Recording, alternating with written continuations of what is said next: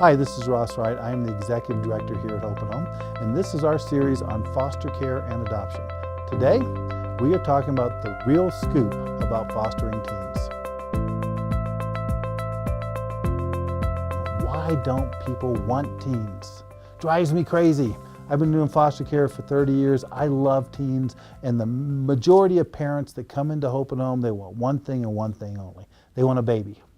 Drives me crazy because I love all ages of kids, and there's so many different ages to want and adore. Why does everybody want a baby? Simple, because they've never had one.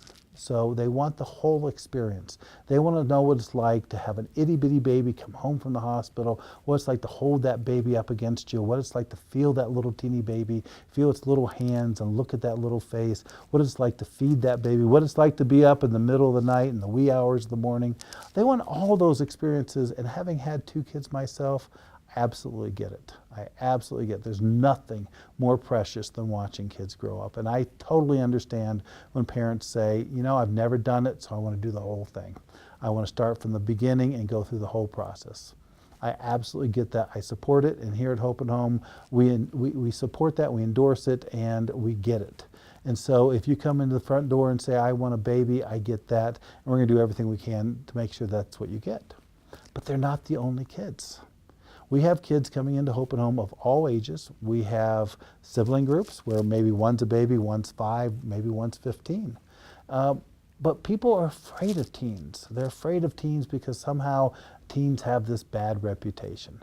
I got to tell you, I don't see it. I work with kids all the time here at Hope and Home. I've been doing this for 30 years. Personally, my favorite group of kids are the teens. Why? Because they're amazing, amazing kids, and they haven't had the same experiences that you've had and I've had, and frankly, my kids have had. I remember when Audrey came into care with her 3 siblings, and she was the oldest of the group. She was 17, and there were a lot of things in her life that she had missed, but one thing in particular bothered her. She had never had her quinceañera, where she was celebrating her teenage years and becoming of age. And this never happened for her. So she said, on my 18th birthday, can I actually have a quinceañera? Why not? So we did that. We did that at Hope and Home in our big ballroom area, and it was amazing. It was phenomenal. She and her foster father, Matt, worked like crazy. They did. They worked on a dance in particular, and they did it for hours and hours and hours. They practiced for days, and then the big moment came in a ballroom full of people. They did this dance for her quinceañera. It was fantastic. I remember one that was really kind of funny was one of our foster parents was telling me about how when his teen foster daughter had her first date. And so the boy pulls up outside and he's honking the horn and he's calling and texting her and saying, come on out. He's like, no, you text him and tell him a young man comes into the house to get you to go out on a date. He doesn't honk the horn. He doesn't text, come on out. He comes in. And so very shyly, this young man came into the house, and the foster family, foster dad sat him down and said, okay, let's talk about how this date's going to go, because you know how precious my daughter is and how important it is that you treat her with respect when you take her out tonight. These are the kind of opportunities you get as a foster parent.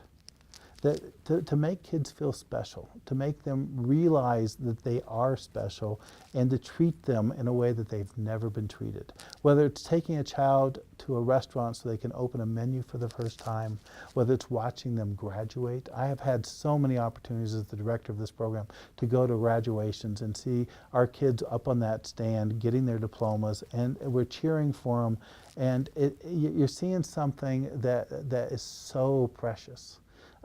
With children in foster care, you may not have been able to be with them in the delivery room, but you get to be with them in the graduation hall. You get to walk them down the aisle.